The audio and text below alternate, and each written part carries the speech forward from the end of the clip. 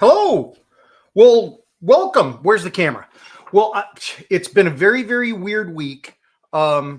It has been storms. We had snowstorms. We had ice storms after the snowstorms. So it like pulled down the branches and pulled down a bunch of trees and pulled down a lot of power. But it gave me some opportunities, which were really fun. I was able to do a lot of like stuff that I wouldn't do when I'm trying to concentrate on painting or building the diorama. It allowed me to work on my workspace here. So that's what I did. I had the idea for a long time that I wanted to do something back here, and you can kind of see it here. I've got the camera trained so you can kind of see a little bit closer. Oh, and Eric's here. Hello, Eric. Just a second. I want to say hello. Hello. Nice to see you. And this is a little bit of a weird arrangement. I usually have my monitor, which is over here, right below my camera. So my eye line is a little funky with this setup. So I'm trying to work on that too. But thanks very much. Hello, and Martin is here. Hello, Martin. And just by the way, if we get that far and we keep power, I've got some really cool pictures that Martin sent us in from Holland.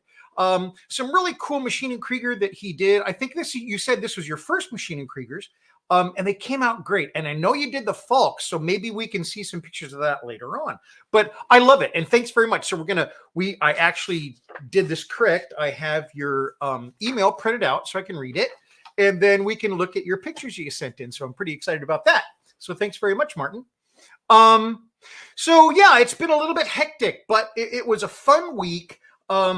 We lost power probably 6 times. Like I said earlier, we had a lot of blips. I didn't really even count those, but it would shut down my computer equipment. So I didn't even know if I was going to do this today, because at a point I didn't want that messing with all my computer equipment.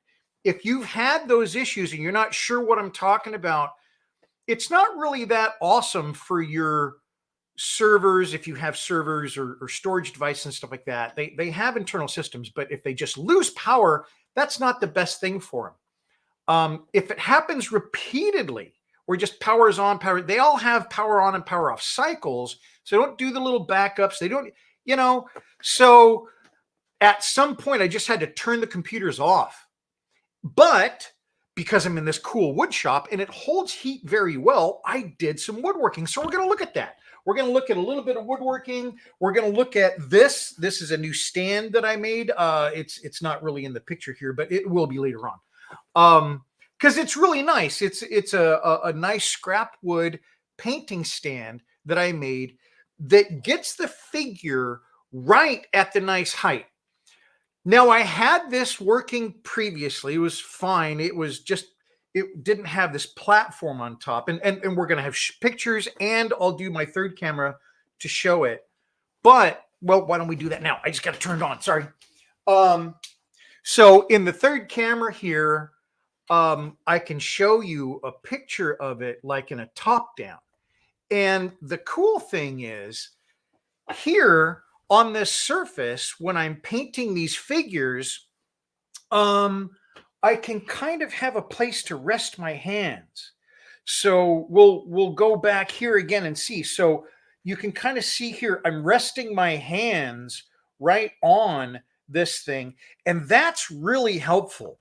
I like that a lot, because when I'm holding the figure, sometimes I want to steady, I'll get up here. I want to steady this hand that's holding the figure, and then I want to steady the hand that's holding the brush.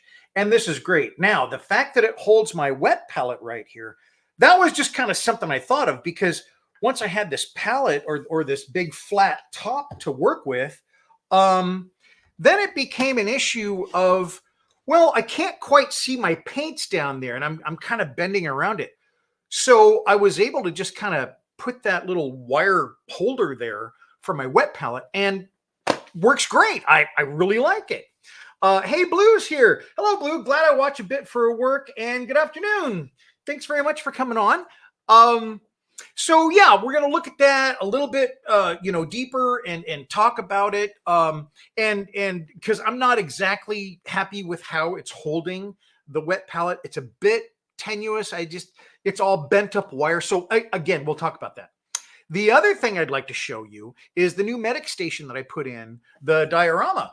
So now with this configuration, I'm going to talk about this configuration that I worked on in like, again, without power, I kind of reconfigured, but with this configuration, you have a better view of the working area back here.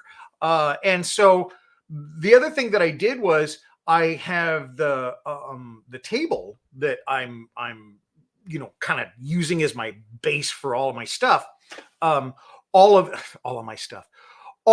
the live streaming equipment, my computer, all that kind of stuff, I moved that off of the model bench, which was huge because I didn't feel great about it being so close. It's still close, but I plan on putting this on wheels.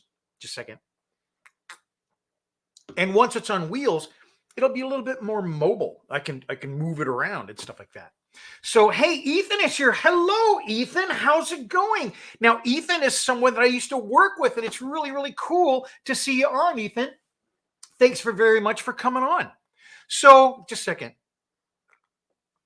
I got a dry throat. It's been, like I said, it's been pretty rough this week, but a really fun week. So, why don't we take a look now at some of the progress that I made? And, I put some slides together like I like to do, and we'll show you what building I did to get to that medic station. Also, some painting of 3 new figures. And then one of the last things we're going to do today is we're going to look at these German figures, and they were awesome to work on. I want to kind of give you the layout of what's going to happen with the German figures in the little German thing. It's right back here, the tunnel that I added to the cherry nightstand. Okay. So Ethan's there and Mark is here. Hello, Mark. Thanks very much for coming by. Yeah, I hope you're doing well. I was thinking about you the other day after our email, and I'll have to get back to you on our last one. So thanks very much for coming by. So let's take a look at some slides that I put together. They're over here. I got to get with this new arrangement. It's a little bit funky. So once again, we want to, I just want to make sure everybody understands what I'm doing here. This is a WW1 Trench Diorama that I started in July of last year. It's all a fictional story, but it's based on historical events, sappers, Anzac miners, and the Livens Large Gallery Flame Projector.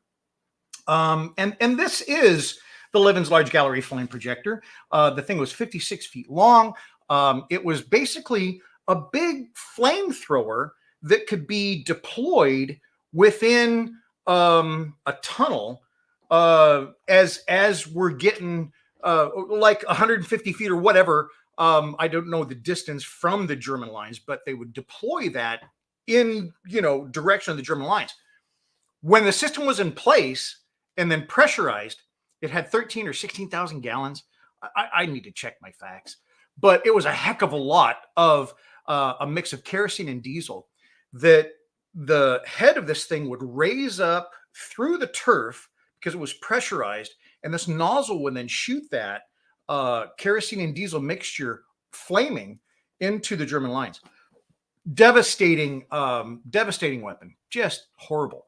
But they deployed it 3 times. The issue and the reason they stopped deploying it was the mobility. At that point, this was in 1916. At that point in the war, the lines started fluctuating. Right? They started more attacks, or they started more regressions, whatever the heck it was. But without a stable line, it took so long to get this thing deployed, get it into a trench. Well, number one, dig the tunnel, get this thing into the tunnel, build it up. And if for whatever reason during that somebody finds out about it or they move the line, then you've got this massive thing underground that you can't really move, So anyway, it was deployed 3 times, devastating effect. And so that's one of the bases for in the diorama here. So let's go ahead and take a look at some more of these. I want to make sure that I mention this, and don't mind the subliminal message over there. We have the 2024 Model Mania show coming up February 17th and 18th. It's really cool. Now, this is an old flyer. There's a new flyer, and there's like a bunch of people listed on it. And it's going to be a really, really great show. If you are in the Seattle area, I think it's really a great place to go. It's a great family event. There's some make and take for kids where you come in, they can build a snap together model. I believe they're Gundam. And then, you can take that home. So it's a great family event. I'm going to be there, and I hope maybe you can make it too. So this is the diorama as it stands on its stand. That wasn't clever. And then this is the top, and this is where we're going to do a lot of the focus today, is looking at the top trenches. Oh, sorry. Oscar has to kind of come into it and say hi to everybody. He needed some attention. So back to it. In the upper kind of left corner, that area is where I started working on putting some figures. Now, the figures that I was doing, I wasn't sure how I was going to fill this area. These are just some close-ups. This is a guy that I had on a ladder before really painting, just kind of getting him ready.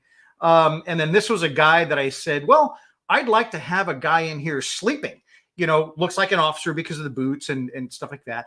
So just kind of sleeping in there. Well, as I went along, I painted this guy up. I'm pretty happy with his paint job, and climbing the ladder. Again, this guy climbing this ladder, and this is a point I want to make for folks that maybe don't know how I like to do stuff. The figure here is not out of the kit doing this movement or these legs and arms. I don't even know what I'm saying. The legs and arms are not how the kit was designed. What I've done there is I've taken the torso and I've added it to certain legs and certain arms and stuff like that to get this pose.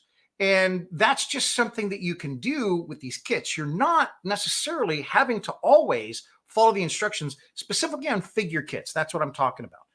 If it's like a vehicle, you don't want, I guess, a wheel on the hood, but maybe you do. So the point here is I made him look like this, and then I painted him up, and then and that's helping me build that story, right? It's trying to help that. Well, the other thing is what you put around him and where he's going to be in it. And since he's going to be in this area, and then remember this guy, I built this guy up. I just thought initially this guy was going to have just a wrap on his leg. The way his legs were, it looked to me, if he was flat on his back, then I could make it look like he's injured his left leg. That was the original intent. Well, as I started working on him, I said, we can make this guy all kinds of jacked up, meaning that, he's had a lot of injuries. And so he's my fell out of a balloon guy. And so I want you to pay close attention to this. If you've spent time in the military, you do basic, how to fix injuries and, medical stuff like that. Well, I did stabilize that ankle properly. I just want that noted. But seriously, what I'm trying to show you is that leg, the right leg that is splinted up to stabilize the ankle, did have pants on it, and it had a boot on it. And so that's another thing in modifying figures that you can do. And I encourage you to do it, or at least start trying, because it took me a little while. So it looked right. It takes practice, but you can take a lot of these figures and you can modify them just by carving them, down to like an arm. Like I've taken sleeves off of arms, a lot. I think that's where I probably started. And then I will do, take the pants on a soldier and carve it back with your Dremel or as a matter of fact, I didn't include those pictures today, but I did do a figure this time because I didn't have power. I did it all by carving, and I want to do it specifically because, for some folks that don't have a Dremel or they don't have a rotary tool or something like that, I wanted to see if I could get the same effects without doing it with a Dremel. right? You know, just do it by hand with just a hobby knife, an X-Acto, whatever. And I did, and came out great. So it took a little longer, but I didn't have to have power to do it, and I didn't have to have a specialized tool to do it. So anyway, the modifications I'm doing, my point is you can do them with or without power tools, and I encourage you to do it because it gives you more options for those figures, for those characters that you're trying to add to your diorama. And I think that can help add to your story, and it adds nuance, you know, that whole thing. So anyway, I like to go into that stuff. You know, and I've got some people on that came on I haven't said hello to, and I'm very sorry about that. So let's do that real quick. Scott made it. Hello, Scott. Thanks very much for coming in. I really appreciate it. We talked earlier. That was very cool.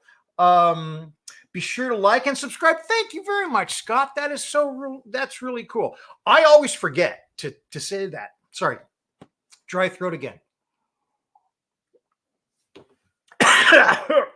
Oh my goodness.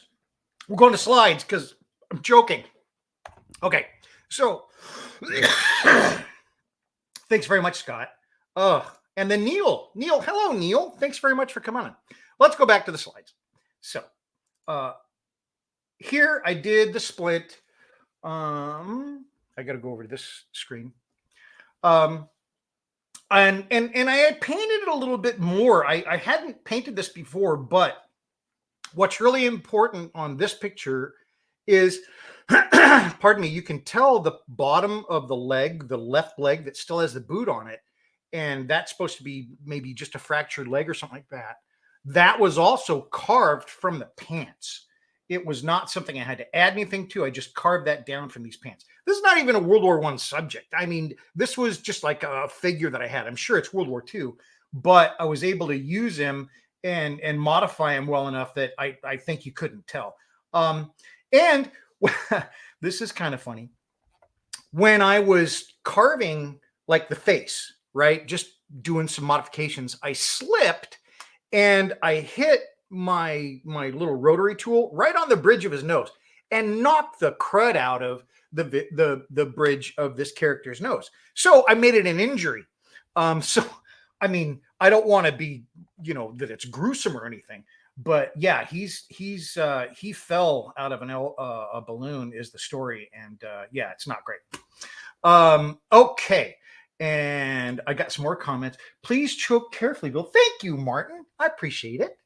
I don't know why I get this dry throat thing. And it's ever since I had, you know, my COVID injections things. It's very weird.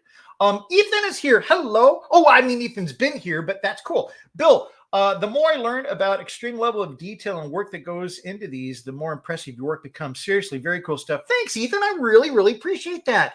You know, Ethan and I used to work together, and it was really fun because we're like, you know, different sides of the US and stuff like that. So it was always fun to see how things were going there. And you know, I'm in the PNN Pacific Northwest, and he's on the other side of the planet, basically. But yeah, really fun.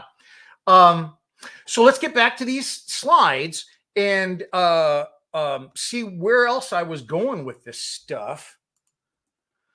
This is that officer that he's sleeping. So now as I go forward with this and I start placing these guys in here, I just thought, you know, these guys look like they could go in and make a pretty, I guess, waiting station. That's what I kind of envisioned is like this holding station so that, you know, different units along the lines can maybe bring soldiers to that particular place.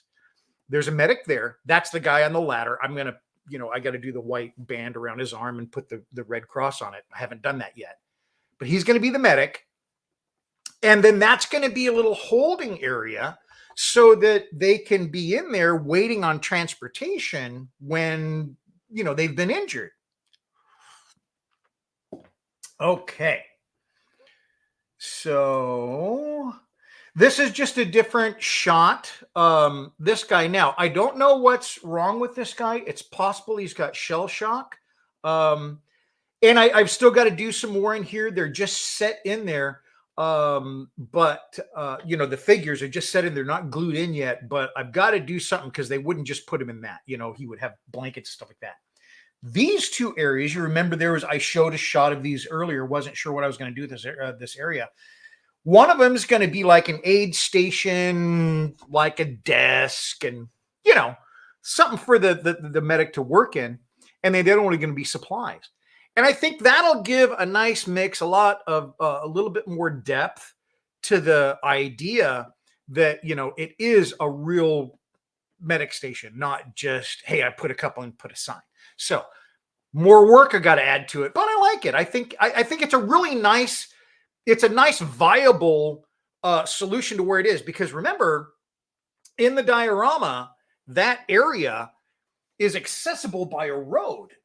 You know, that's one of the things that I've had like questions about this week is, now wait a minute, that are you saying that the trench is the same level as the road? How is the, you know, well, I know that seems a little bit odd, but there had to have been, I'm thinking, areas in maybe the rear where there was vehicle access. You know, the stuff had to be moved in. And so something that maybe comes down, you know, to trench level and then drives back out, that's what I'm hoping for. Now, this is kind of an industrialized almost diorama where there's all that work going on down here. And of course, we've got the laboratory over here. So with all that equipment, stuff like that, I thought that made sense. It lent a little bit of reasoning to why there would be an access road here. Well, the other thing that I think that really makes a sense, or makes a bit of sense for, is to have a medic station there. So I like that it's a new area that I can kind of explore and put specific articles that support that scene. But I also like the fact that it makes sense. You know, you're not looking at the diorama going, should that be there? You know what? Why is that there? It does make sense, and you know, so when I find stuff like that, it's really fun. It wasn't necessarily planned on, but it kind of, you know, it organically grew out of what I already had. So I'm just excited. Now, I do have more work to do. Details, like Ethan was saying, very kindly, thank you. There is a lot of detail, and without the detail, it just wouldn't be what I'm trying to create. I love that detail. I love that minuscule, you look and you find something that is in place, but you didn't expect to see. Okay, so let's get back to this.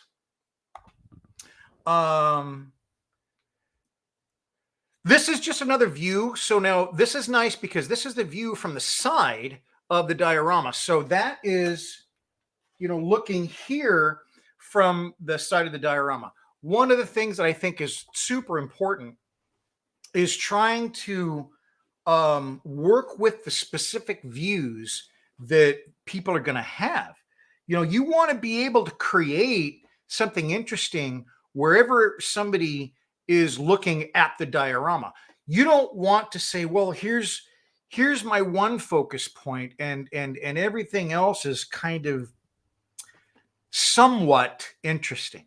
I want to have every single area interesting, but I also think about, when I'm looking from a specific view, I think of the rule of three, number one.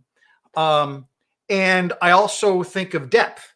Remember, we've had that conversation a few times about adding depth and trying to draw the eye so that people see more of the diorama. Whereas no different in this picture. In this picture, actually, I'm going to go back one. But in this picture, as I'm looking down into this trench, I want to have things at the beginning, at the middle, and then far at the end of the view that is interesting. So you can kind of walk somebody's view into the diorama. Does a couple of things. Sorry, Oscar has to get down now. Does a couple of things. Number one, it gives them like a reward. You know, someone looks here and they're like, oh, now I can see this. Whereas before, maybe I couldn't. That's a neat thing.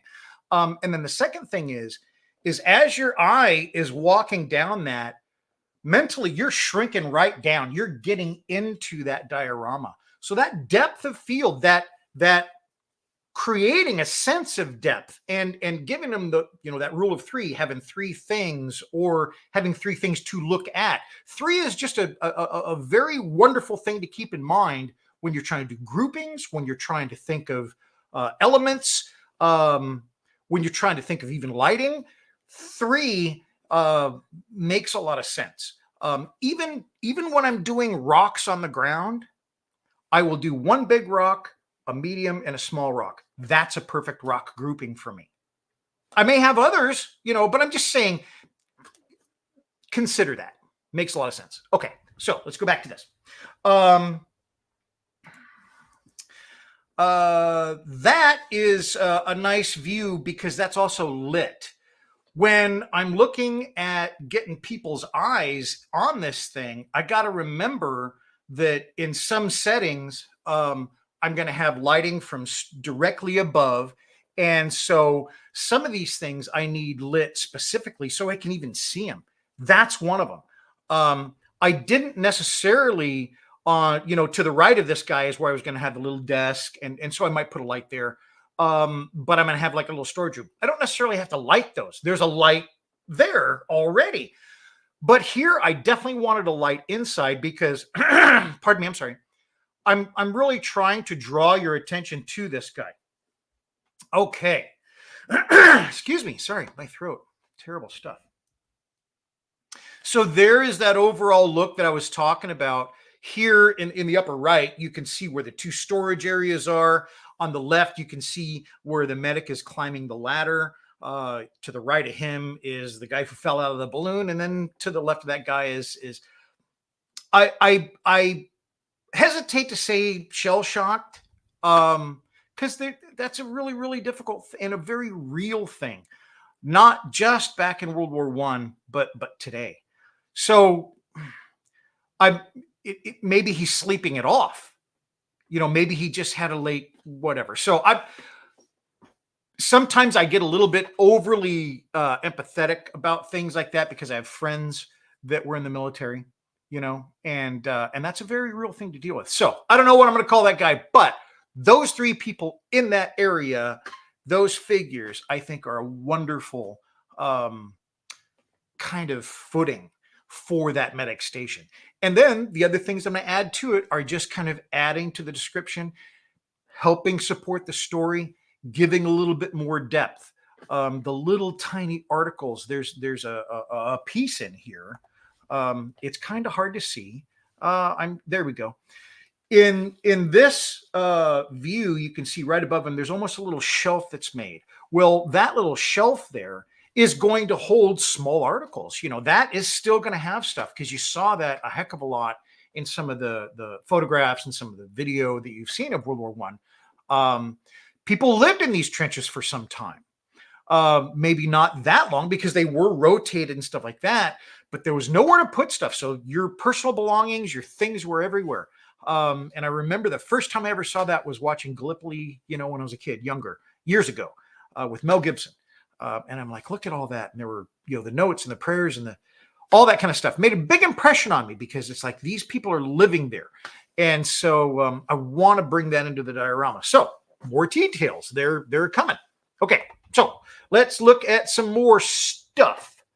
And I got to check some questions. We got some folks that are talking. Let's see. Neil says, fur balls from Oscar. That's what could be doing it, man. I'll tell you, my throat, it just, man, no fun at all. Go for it painting us here. Hello. Thanks very much for coming in, and a nice wave to everybody. Okay. And then Neil says, it's good to have dark areas as this diorama. It gives depth and shadows and more realistic. Also, some time-injured people want the lights out to help them calm down. There you go. I think that's a great one, Neil. Because, these folks, pardon me, these folks are going through stuff. I was watching The Pacific last night. If you haven't seen that, that's like the second, it's a 10-part series that HBO did, like Band of Brothers. But this one was The Pacific. And in the first episode, I've watched it many times, but in the first episode, they come across some casualties from landing on one of the atolls in the South Pacific, and they did an amazing job of capturing the emotion of 19, 18, 22-year-old people, young men, seeing some of these images for the very first time. And it makes you think, what is going on in there? Now, I don't know if I'm going to be able to bring some of that in, because I've got some very lighthearted things in here. I've got some, but that's really my intent. I intend to bring some emotion into the diorama. I make no joke about it. I'm trying to do that.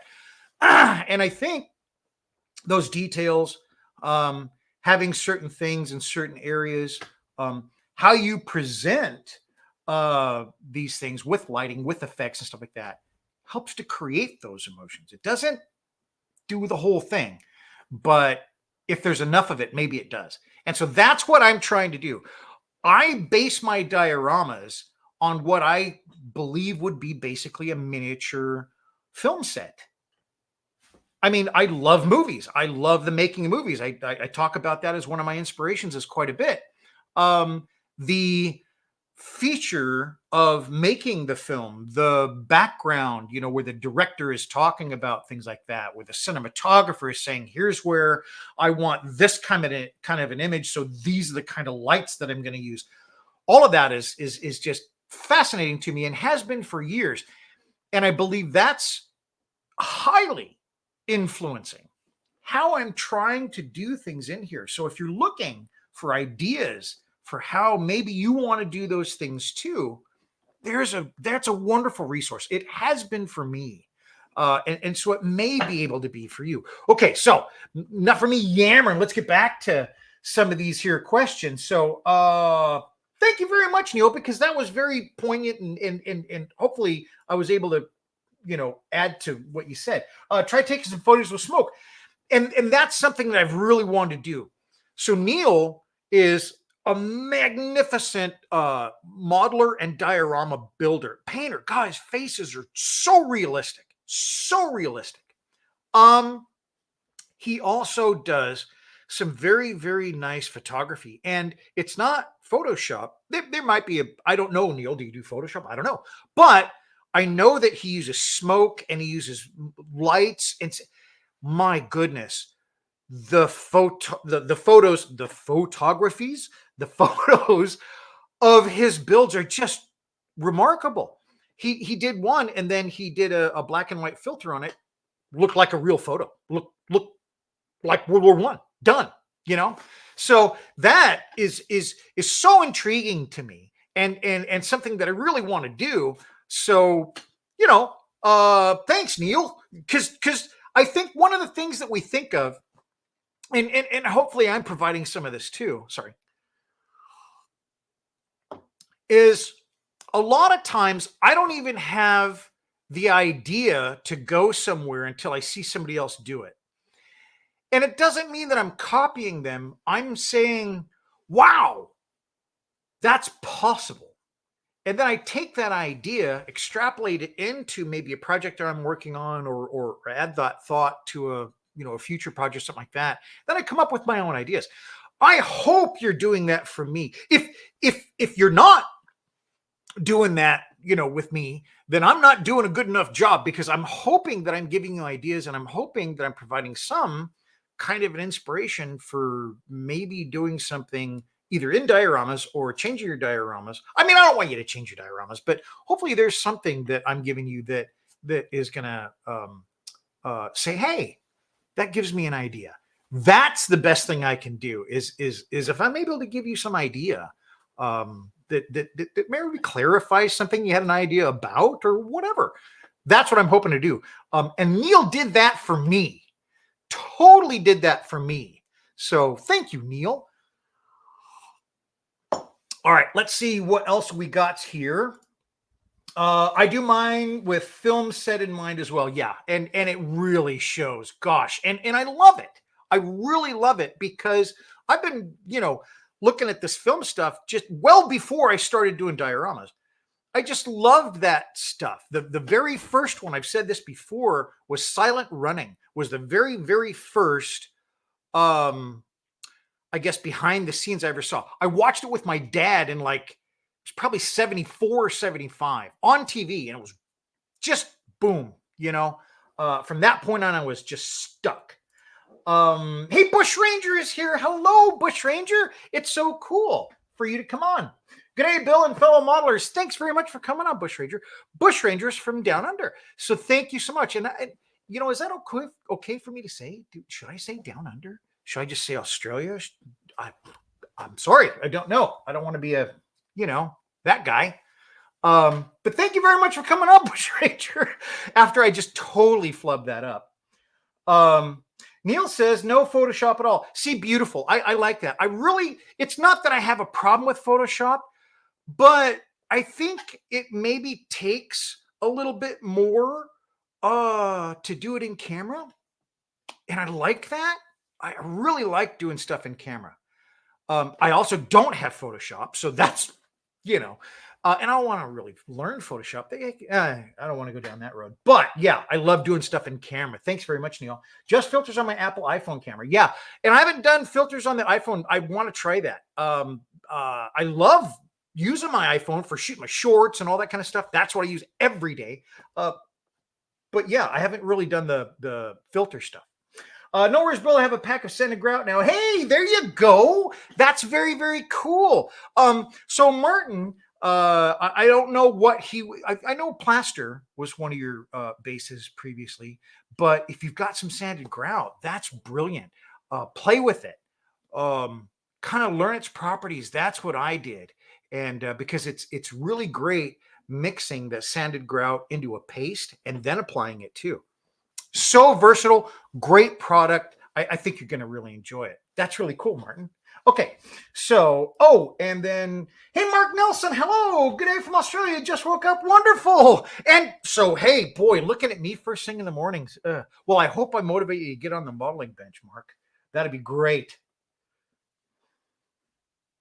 Okay, and then Neil says, iPhone, great for black and white photos, give a bit of age to the pictures.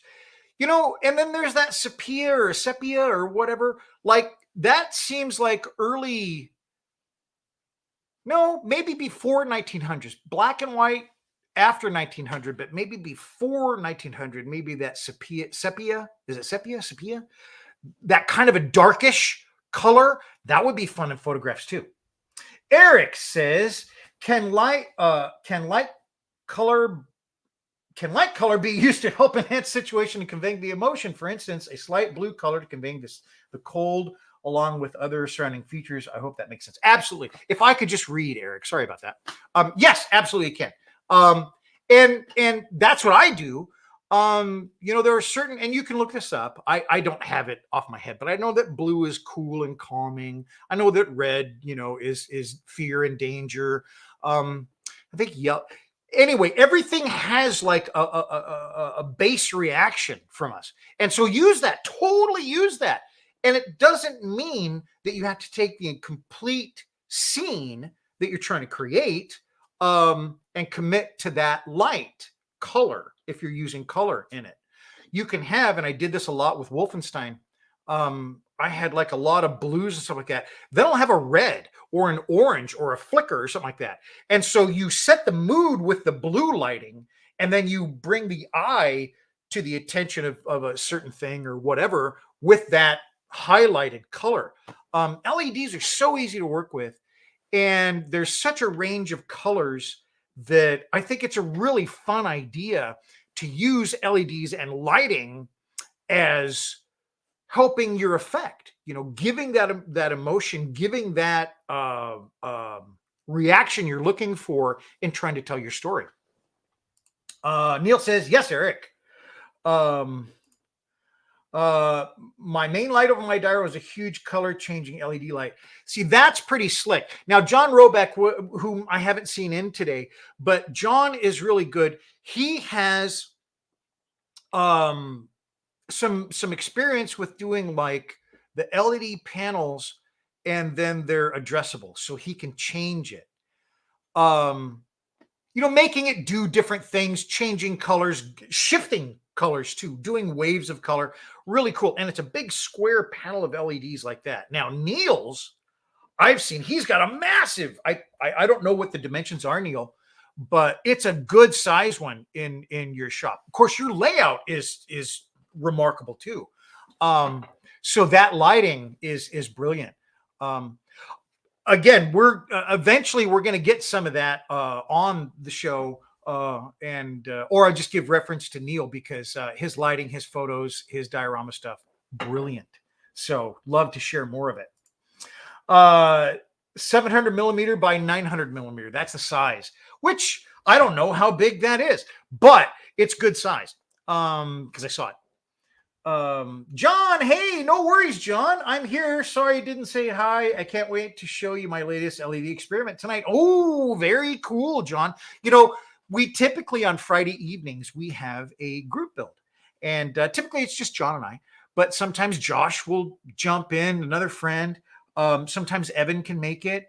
And it's fun. It's for a certain level of patron folks. And then we do that. I couldn't do it last week because Oscar tried to kill me and bit me, and I had a huge infection. And I'm totally cool now. But he, like on my arm, they were going to say, "Look, we're going to cut it off." No, they didn't. But I had to go to the hospital, so we couldn't do our group builds. So we got a lot of catching up to do, John. I'm really looking forward to that, sir. Okay, so I have just been yammering on, but am I answering questions? I want to make sure that everybody's getting something out of this. And so if you do have a question about what I'm doing, please ask, or whatever, I'm here. Sorry, I didn't say. John, tonight is all patrons. Yes, tonight is all patrons. So all patrons can come on. Now, I have not opened that up to the non-paying patrons. And I'm sorry, folks, I just don't have enough slots for that. So it's only for the paying patrons. I do open that up, and we've got, a certain number of slots. So the earlier you get in, the better.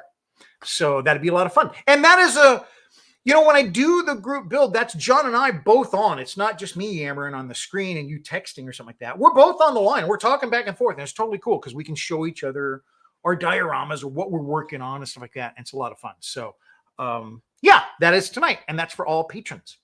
It is from 6 p.m. to 9 p.m. West Coast time, Pacific Northwest. Okay, thanks. I got to get that out of there. If I didn't have all my friends online, I would not be able to do any of this. This is just nuts. Okay, so we're going to look at these pitches. This is the front of the display stand. Oops, I need to go over here to that screen. And I thought I had another picture. I guess I don't. I thought I had a bigger picture of the display, but this is the front display stand. And to the left of the drawers here, you can see the last time I did this, I cut this square out and I put these, or this new tunnel in. And this new tunnel is going to be pretty slick. What it is going to be is German soldiers, World War I German soldiers coming through the tunnel underneath the entire, the entire complex that's above them. They're just going to be marching through there. Now, there's a couple of things about this. Number one, remember we talked about the color of the light. Now, these are white lights, but the temperature is very high. It's like 5,400. It gives it a bluish color, but it is a white light. And the reason I chose that was I wanted a color that was different. Here's a little bit, I just, by focusing, I don't know why it changes. It's the iPhone, but you can see that it's got a little bit more whiter light. Now, how I put that in there was I had a big open area to the left of where the drawers go. It slides right in, slides right out. And then here it is, if I take it and open it up. So that is, whoops, I just moved the table. Gosh. This is what we're looking at here. Whoa, that's just the top. Here's the bottom. And what this is the tunnel for the German soldiers. And the reason I did the curve at the back is because of the lights that I have in here. So the lights I have are here. There are 3 LEDs here. I wanted a strong light coming and shining down this hallway. Again, it's upside down, but I'm just trying to show it. It's like that. And then I've got 1 light here, and that's it. I wanted it a little bit dark. And the reason is I'm going to try to cast a shadow. So as we're looking at this, here's the kind of the way I want these guys arranged in the tunnel. I want you to basically see 3 guys. So as you're looking down the tunnel, I'm sorry, it's so hard to see, but if you look at the first 3 guys, they're lined up, so they're kind of staggered. So you can see the faces. You got your private in the front. You got your commander in the middle. I'll go up the other picture. Commander's in the middle, and then behind there you got your sergeant, the smart guy. And then back around the corner, there's another soldier. And so the other soldier that's behind or around the corner. Let's get this view, and then I'll try to do that. How's that? No, that's not going to work. How about that? The guy around the corner, what I've done is I've put 3 LEDs that are going to hang behind him to try my best to cast a shadow on the wall, on that curved wall. So I think we've all seen that done in, heck, it was done in Looney Tunes cartoons as a kid. You got this big ominous shadow coming up around a corner, and then it comes out and it's a little tiny, sparrow or something. I don't remember, but that's the effect I want. I want to be able to try to cast a shadow on that, and that's the reason I did this curve like that. So that last guy he could have been painted just jet black. It doesn't matter. You're not going to see him. I'm hoping to cast his shadow on that wall. Now, is all this stuff necessary in a diorama? Absolutely not.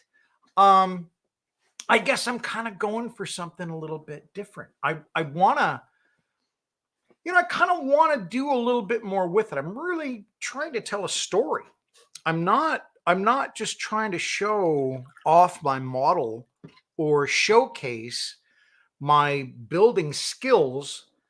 And that I got to be careful, because there's a lot of modelers that they build for competition and they build to say, I got better. And well, yeah, why wouldn't you? That's a wonderful part of the hobby. But I think another part of the hobby that I'm super interested in is telling a story, really communicating an idea, getting across to people something that I found interesting, and doing it in a way and conveying it in a way. I guess I don't need a picture of myself. Conveying in a way that it is interesting and they do want to look at it. Because if I can give them some idea and then follow up that idea with something that's completely congruent, right? It totally goes with it. Did I use that word right? I like to use big words and I don't really know the meanings a lot of times. Anyway, so if those stories fit together, and then there's a third idea that you can patch together, and it's synonymous, that's a better use, with another part of the diorama. I've got this interwoven story that's interesting enough that somebody really wants to look at the diorama. And that's what I'm doing. I'm not trying to show you how good of a builder I am, because I love building. Or specifically, I'm not trying to show you how good of a painter or weatherer I am, though I'm very interested in becoming good. It is not the goal. The goal is building a story and communicating an idea. And I want it to be beautiful, sure, but I think that Ethan, if he's still on, he may even recognize me saying this.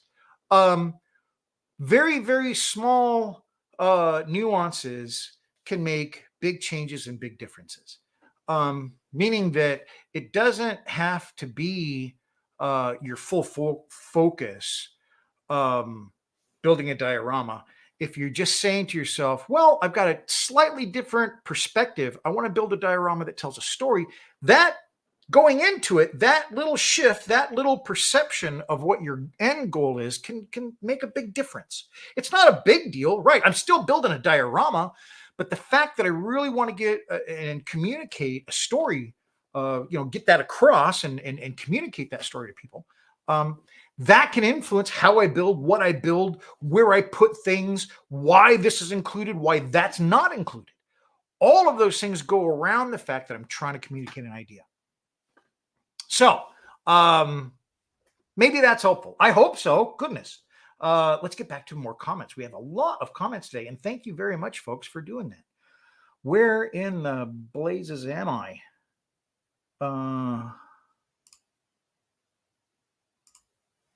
Shadowcaster, cool. Yeah, I really think that's an effect that I've wanted to do for a long time.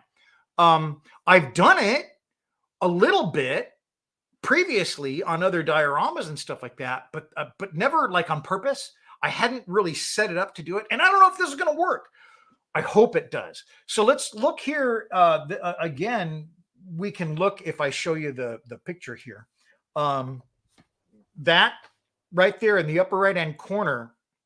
Did I get a picture to zoom in on that? Yeah.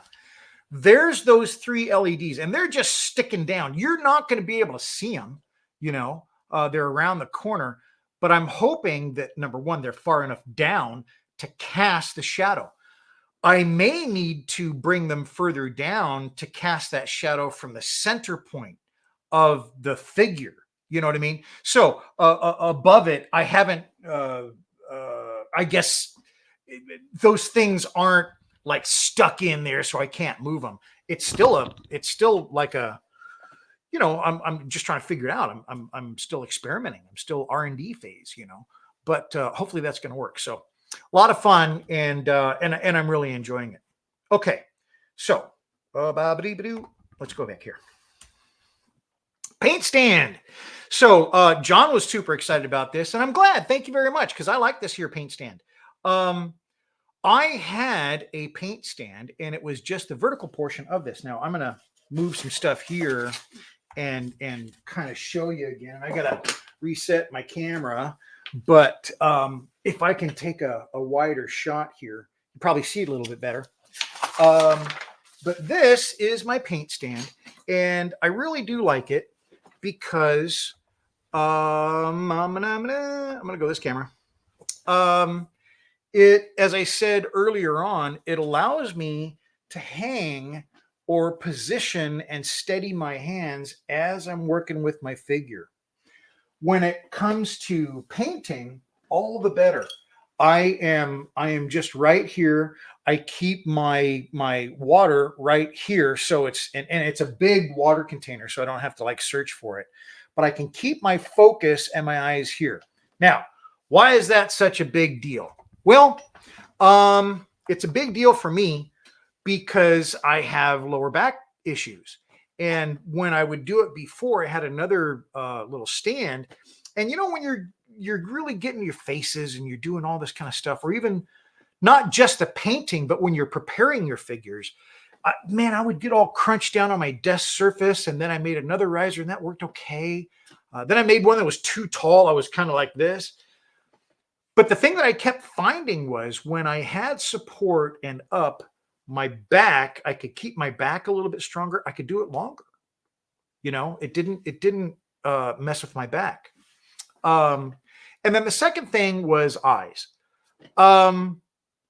When I'm doing a lot of painting up at that height, because I've had this for a week or so, and other risers for a long time. I just knocked my figure over, and I'm sure I just broke them. But anyway, when I'm doing that, And if I'm switching from up here to down below to my palette, my eyes are always having to refocus. And I got to tell you, at getting a little older, that was giving me headaches. I don't know if you've had like focal headaches before, because when you're shifting your focus back and forth real tight under magnification, and then you look down at your palette, and it's only a foot away or 10 inches away or something like that, that switching is not good for me, at least.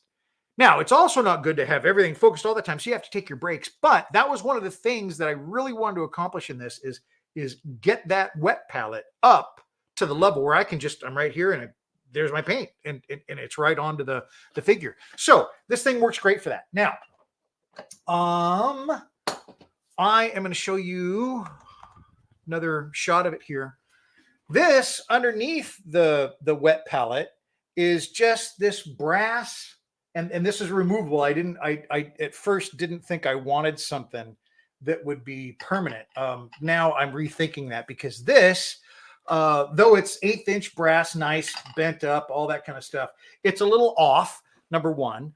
But number two, it just, it's too rinky dink. So I'm going to build another platform out here that I can have to hold the palette, but will also, when I'm not painting, give me a better place to hold tools. Because you see these two little holders here? I put them there just to be able to park, a tweezer or something that I'm working with. And it's great. They're little inserts. I got them from Lee Valley. That is an online woodworking store. Again, Lee Valley, LeeValley.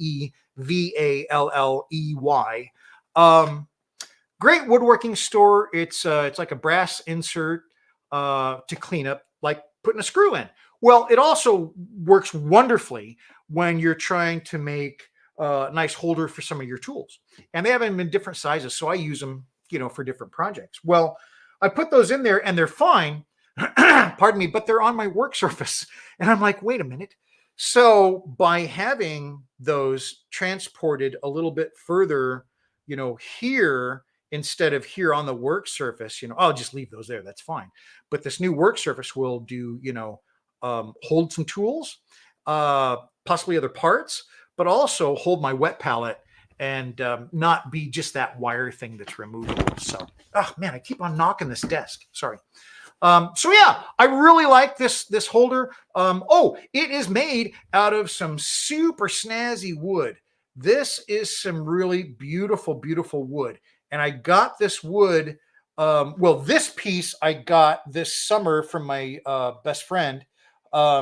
And then this piece, I have literally been sitting on this piece of wood, not literally, but holding this piece of wood for probably 20 years because I love the figure. And you'll notice that for a lot of woodworkers, they'll have pieces of wood that just in their stash that they just don't want to touch. I just love this piece of wood, and I finally found something that I wanted to use it for. So that was really fun. So anyway, that is my stand. I think I might have a couple more pictures, but I got to make sure I am looking at the right screen here. Sorry. And that ain't it. Sorry. Okay. So those are some pictures of my stand. This was also during one of the power outages that we had this last week that I was taking these pictures. It's nice. I have battery backup so I can have lights, and I actually could work. The problem was I couldn't really film during no power. So I ended up doing a lot of this.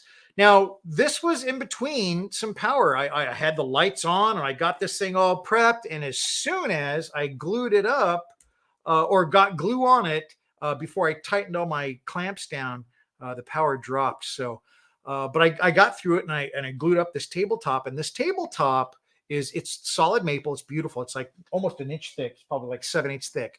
I have now behind me. So that... oh gosh, I'm just camera. That is right here. And that's going to be behind me. Interestingly enough, that is where the desk that I'm currently on, and we're going to look at a picture of that.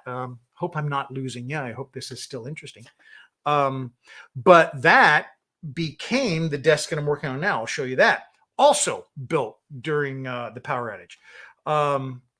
So that's just not what I'm trying to do. Thank you very much. Now we're there. Okay. And so that'll be a nice place to park some stuff.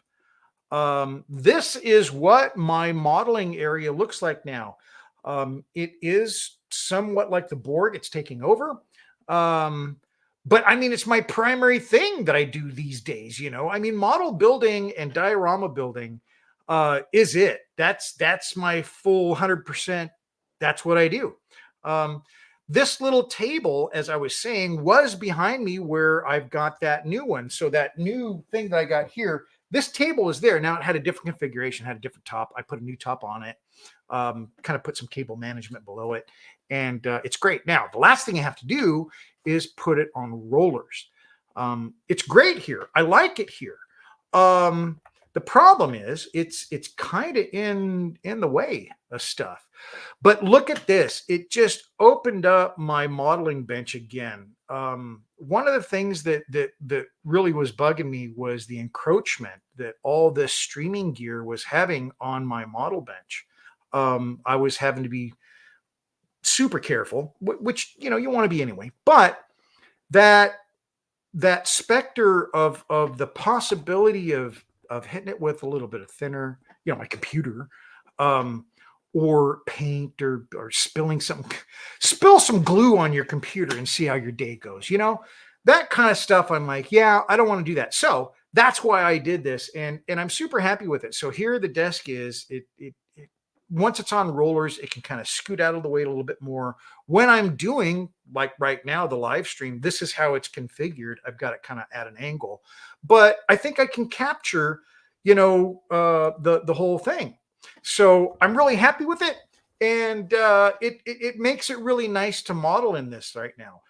All my computer stuff is off the modeling bench. It's on its separate thing. I can just wheel it out of the way. The other thing that's really cool is I can just flip the whole thing around, and we can do it from the rest of the shop. So yeah, I'm really happy with it. So now you probably saw that next slide. That next slide is Martin Hulst from Holland, and Martin's here. And boy, I hope you're still here, Martin. Boy, it's just sometimes it takes a while to get here. But we are going to do some we're going to call it viewer submission or viewer mail. How about viewer? I like viewer mail. And this is from Martin, and he sent me some very cool pictures, and we're going to look at them. So enough of me yammering. This, how do I do that? I'm going to do that. Baba D. Let me do that. Why am I don't know what the heck there we go. See? It's always a train wreck at Scale Modelcraft. So Martin Hulst from Holland writes in and says, this is my first Maschinen Krieger build I did. Finished it a year ago.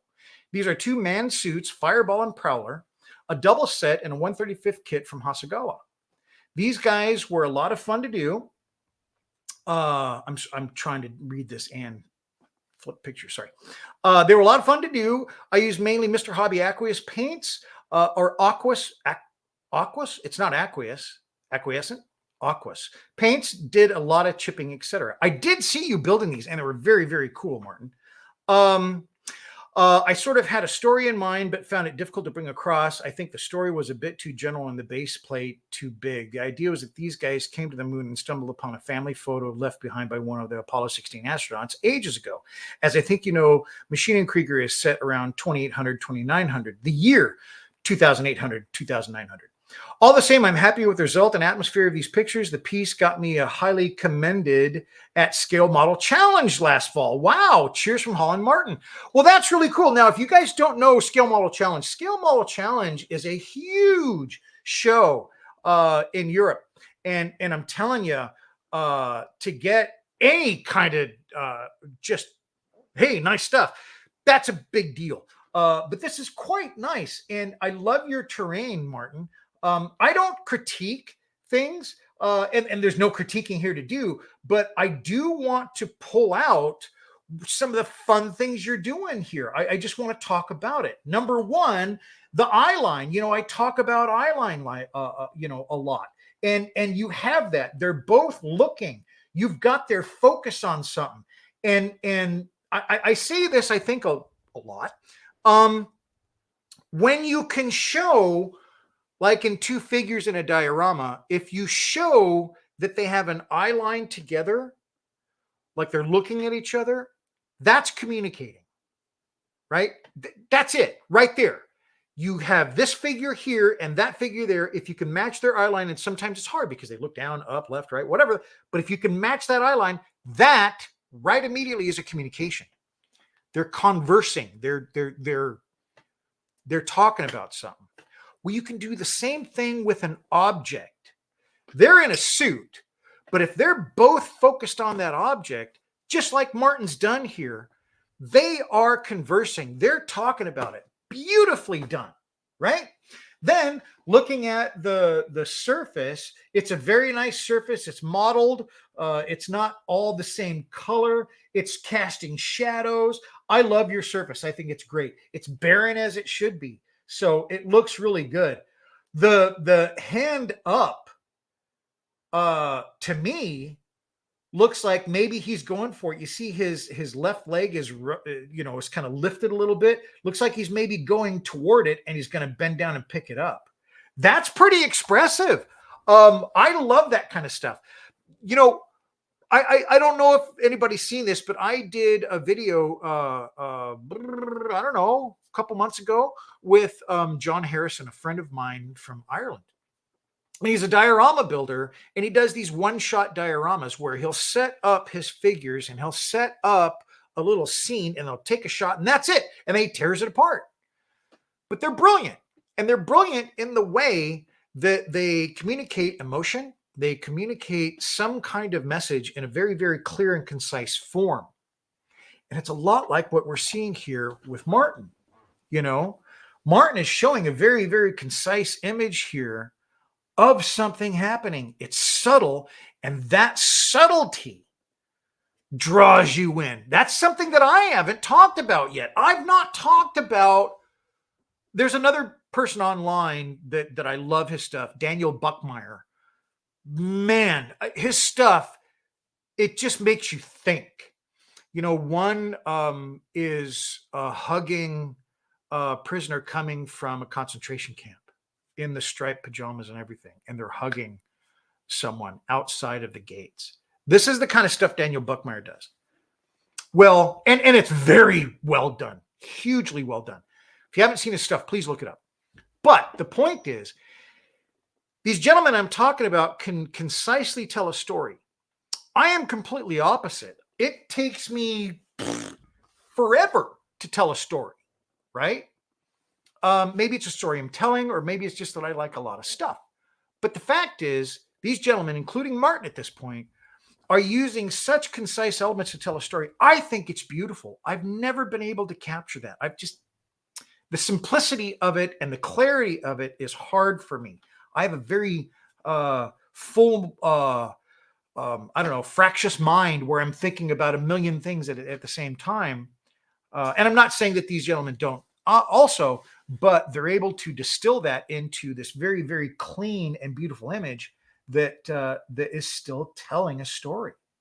You see how he's just, even that image, the one that has the hand open and has the foot lifted, but he's leaning a little bit to the right so he's balanced properly. I mean, that's just beautiful, beautifully done, Martin. And I really appreciate you sending this in, because it's just a beautifully done diorama.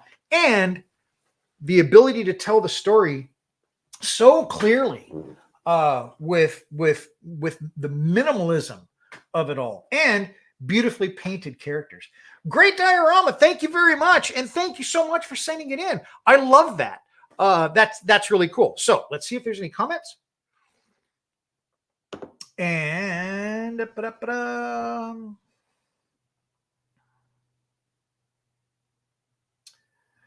very well. I've got a few. Sorry.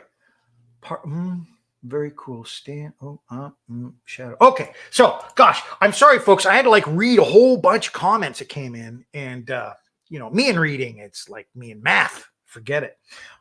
Very cool stand. I want to make one for myself and like the idea of using a special piece of wood that you can appreciate every time it's used. And that's really fun. Some of these pieces of wood I've had for 20 plus years. A friend of mine gave me all these offcuts one time from a flooring manufacturer in Portland, Oregon. I think his brother-in-law worked there.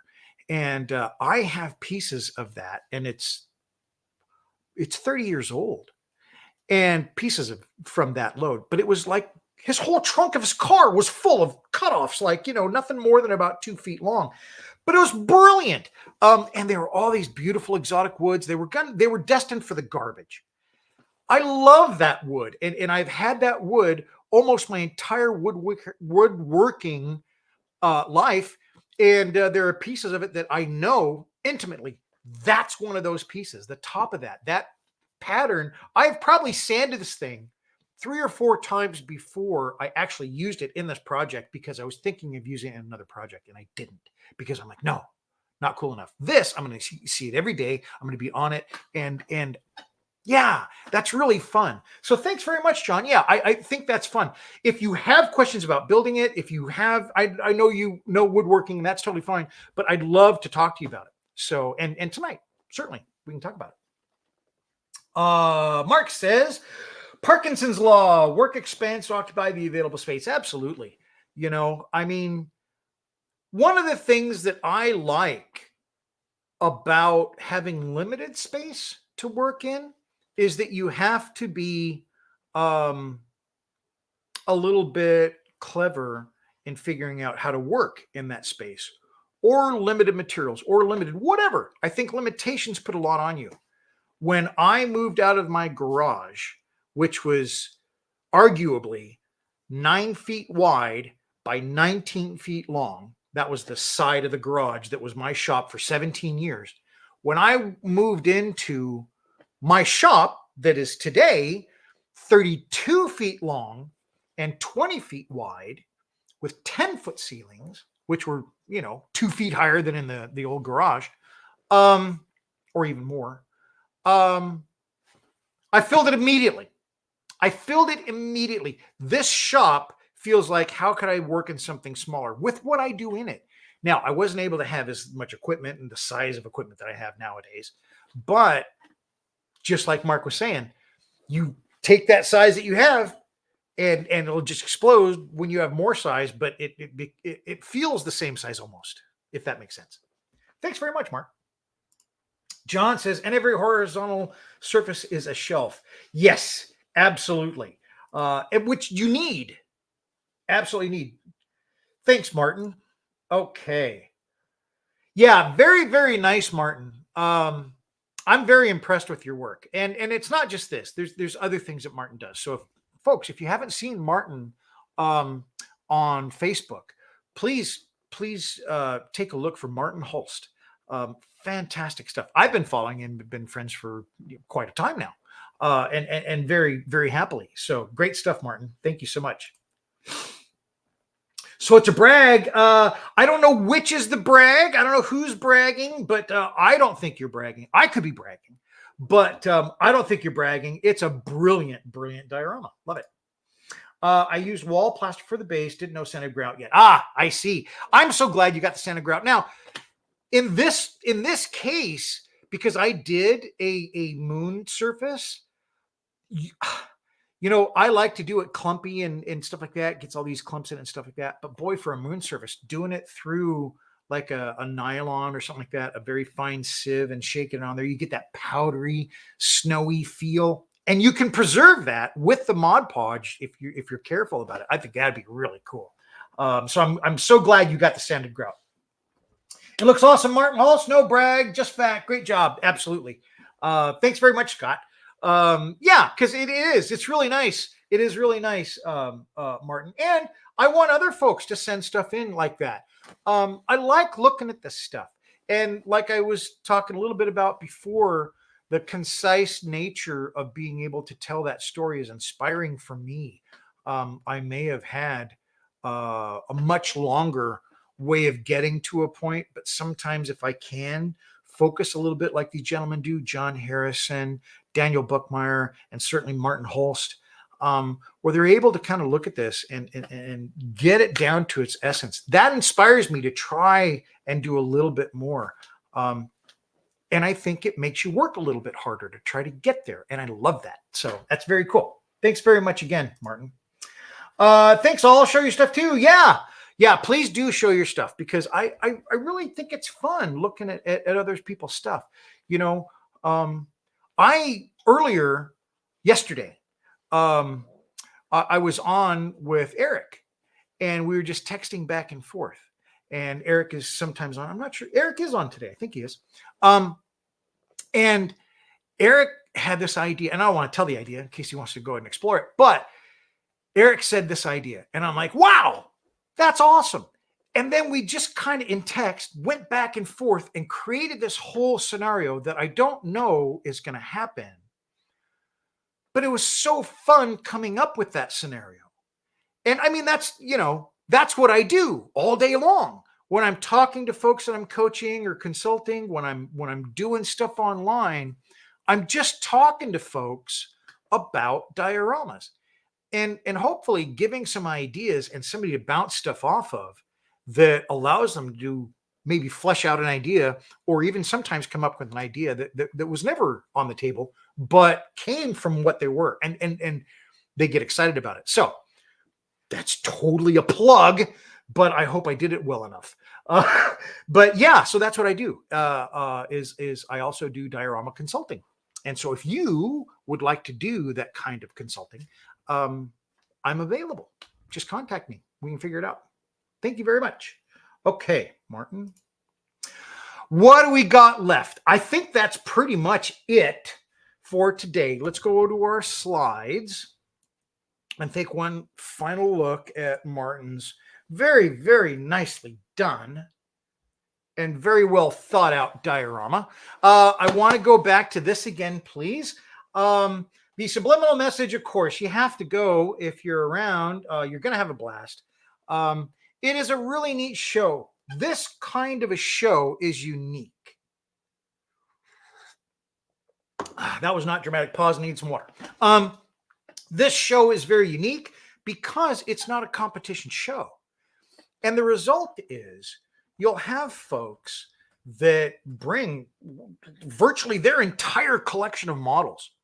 So you could see somebody like at the beginning of their modeling career and something today, which is a pretty neat thing to see. Like, okay, a friend of mine has all this space. He's really interested in space. So he's got all these amazing space stuff. Well, in a competition show, you would see that. A competition show, you would have, a specific category to enter in, and you can, enter 1, 2. You can kind of enter as many as you like, but to bring in a collection of it and enter the whole thing, where you're competing against yourself.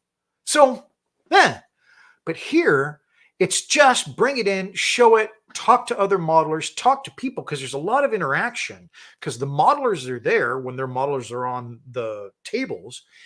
And some modelers, like myself, I'm hoping to at least this year, where they're building. So we have a project, we have a table set up, and we're working on stuff. So there's a lot of interaction with people. Jim Bates is the person that's putting this on, but he's got a lot of help. Will Perry, Joshua Scott, there's just a whole bunch of folks that are helping putting these things, this model show on. It's at the Museum of Flight in Seattle. It's a very nice venue. And so that's the other thing that's nice. You're not going to a model show in a convention center, which there's nothing wrong with that. That's very cool. I love this one model show that we go to a convention center. But when you're going to the Model Mania show, you're at the Museum of Flight. And so you've got the Museum of Flight. So you look at the entire Museum of Flight, which is one of the premier aircraft and flight museums on the West Coast, if not the United States. And there's a model show there too. So it's a real all-day affair. It's really super fun.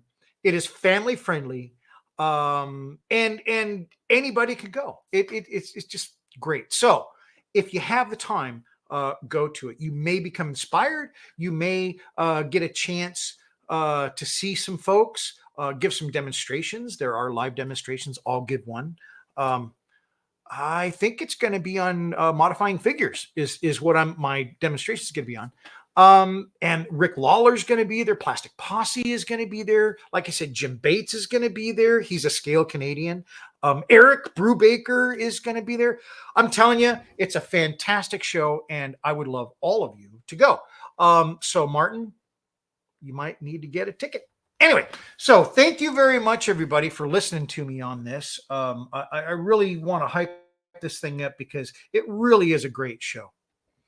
Okay, so I need to look at a couple of messages. Where did this thing flipper? Okay. Says Bill, thanks for all you do. You're a great inspiration for everyone. Great show later today. Later, everybody. Thanks very much, Scott. Thanks so much for coming in. I really appreciate it. Scott is sorry. Scott's been coming around for a long time. We text and stuff like that. So it's great to see everybody like almost on a weekly basis. Some people on a daily basis I talk to and text, which is super fun. I really like that about this. Okay, so what are we doing? I am going to talk about these guys because they rock. There's a couple of different ways to follow me because I know that's what you're all here for. Of course. But I have a Patreon page, which I think I'm pretty active on. I do at least a post a week, sometimes more. And sometimes I do just like this whole massive dump of like all the pictures that not all, but the ones that are presentable pictures that I've done in the week, which is kind of fun. And then we can talk about it and blah, blah, blah. The other thing is YouTube now has a YouTube members. And I actually had some YouTube members on today. I had 3 of them, as a matter of fact. Bush Ranger, John, and Neil were on today, and that's just so cool. And YouTube members. Now, I'm working on fleshing this out, and what I mean by that is I want to make sure that because these folks are paying money, right? I want to make sure that you're getting something for that. The only thing that they're getting today from YouTube members is kind of like a recognition for comments and stuff like that. And I really want to enhance that. So folks, I'm working on it. I want to get something where you have a library. They kind of instruct you about, the kind of benefits that you can add to it. And so I'm working on that and I'm going to get some more of those. But I think it's a lot of fun because I have all these special areas that I can talk to these folks that have really committed a lot of time and even finance to watch, and that's it's very humbling. It's very odd too, but it's very appreciated, very, very appreciated. Because along with my wife and my best friend, you guys are my biggest supporter. My best friend Tom, he's got me all my camera equipment and electrical equipment. He got me my planer. I mean, he's just great guy. We've been best friends since 5th grade.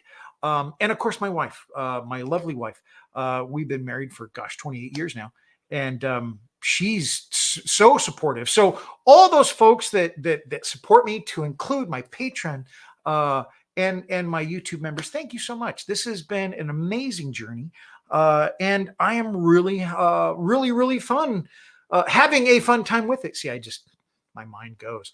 But anyway, I need to work on an ending.